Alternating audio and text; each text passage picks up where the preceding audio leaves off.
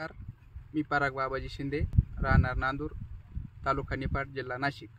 मी 8 दिवसापूर्वी ICL कंपनीची पीक plus FE grade वापरली होती।